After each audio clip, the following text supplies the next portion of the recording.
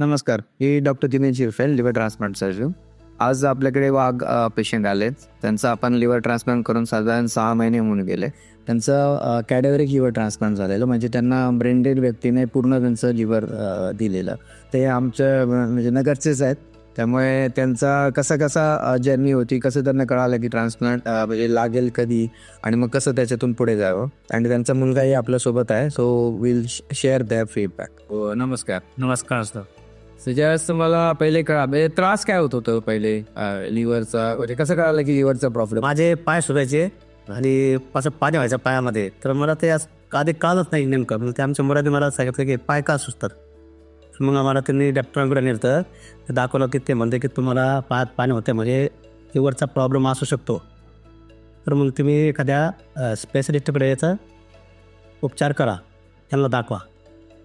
मग आम्ही असंच डॉक्टर पालवणकडे करतो. मग ते म्हणले की तिथं आम्हाला दिनेश झिरपे सर भेटले. तर मग ते म्हणले की तुम्ही एकदा रुबी हॉस्पिटलला या आणि आल्यानंतर आपण तिथे चेक करू. तिथे चेक केल्यानंतर आम्हाला कळलं की बा लिव्हर ट्रान्सफर करावं लागेल, कारण हे खराब झालं आहे. का त्यांनी आम्हाला म्हणजे सरांनी आम्हाला जवळजवळ वर्षभर तरी ते असं याचं ठेवलं की व्यवस्थित त्याचं आपण निदान झाल्याशिवाय आपल्याला हे करता येणार नाही, म्हणजे लिव्हर मिळायला वेळ लागतो. परंतु सरांनी आम्हाला म्हणजे भरपूर मदत केली आणि त्यांनी मला ते लवकरात लवकर मिळून दिलं. त्याच्यामुळे माझं ते लिव्हरचं ट्रान्सप्लांट झालं. आणि काही नाही, सरांचं इतकं जबरदस्त ते मला अनुभव आला ना की लोक घाबरतात की लिव्हर ट्रान्सप्लांट म्हणजे काय, असं वाटतं तेव्हा काहीतरी के. पण ते सरांनी इतकं सहज आणि इझी केलं की मला त्याची सर्जरी 12 तासपर्यंत सर्जरी होती. 12 तास लागलेत. पण ते मला नाही कळलं की बाबा 12 तास कसे लागलेत, कसे गेले ते. त्याच्यामुळे आता मला जवळ 6 महिने होत आहे आणि 6 महिन्यामध्ये माझं एकदम म्हणजे मी एकदम फिट आहे. असं एकदम मी आजसुद्धा 10 मजले चढून जातो, 10 मजले उतरतो दिवसातून. डेली माझं वॉकिंग असतं 12-13 किलोमीटर, 18 किलोमीटर मी रोज वॉचिंग करतो. आणि वेळोवेळी सरांचा सल्ला घेत असतो की बा सर काय नाही. आमचा मुलगा त्यांच्या कंटिन्यू फॉलोअपमध्ये असतो. माझं जॉब पण चालू आहे आणि मग ते सांगतात गोळ्या कमी जास्त कमी असतात. आता माझ्या बऱ्याचशा गोळ्या कमी झालेल्या आहेत आणि आता एकदम मी ओके आहे. त्यांचे चिरंजीव सुद्धा आपल्यासोबत आहे.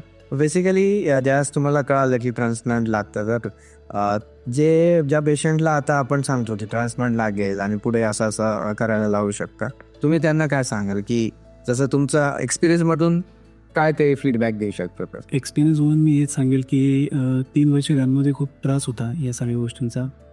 मग सरांची भेट झाली. सरांनी सजेस्ट केलं की ट्रान्सप्लांट हे लागणारच आहे त्यांना, कारण लिव्हर त्या लेवलला खराब झाले की ट्रान्सप्लांटशिवाय आपले जसं ऑप्शन नाही. आणि ट्रान्सफर होलं त्यांना एक नवीन आयुष्य पण भेटू शकतं. ज्यावेळेस खूप डिस्टर्ब होतो त्यावेळेस सरांनी बसवल्या. सरांनी सगळ्या गोष्टी समजून सांगितलं की कशा पद्धतीने आपल्याला या गोष्टी करायच्या, त्यांनी पेशंटला काय फरक पडतो, काय नाही फरक पडतो आणि त्याच्यात त्याला एक नवीन आयुष्य कसं भेटलं जातं ते सरांनी मला समजून सांगितलं. ते समजूनंतर सरांच्या पण यूज फॉलोअपमध्ये होतो. सरांनी 1 वर्ष तर पप्पांना याच्या मेडिसिन्स वगैरे ठेवून कसं तरी ते कव्हर करायचा प्रयत्न केला, पण तरी पण त्रास होत होता. त्यांना खाण्याचा खूप इश्यू होता, सगळ्या गोष्टींचा इश्यू होता आणि घरामध्ये पण सगळ्या गोष्टी डिस्टर्ब झालेल्या होत्या. मग सरांनी त्यावेळेस समजून सांगितलं. सरांचा फोन आल्यानंतर आम्ही पप्पांना ॲडमिट करून सर्जरी केली. सर्जरी मला तर ॲक्च्युली कळली पण नाही की कधी झाली, काय झाली.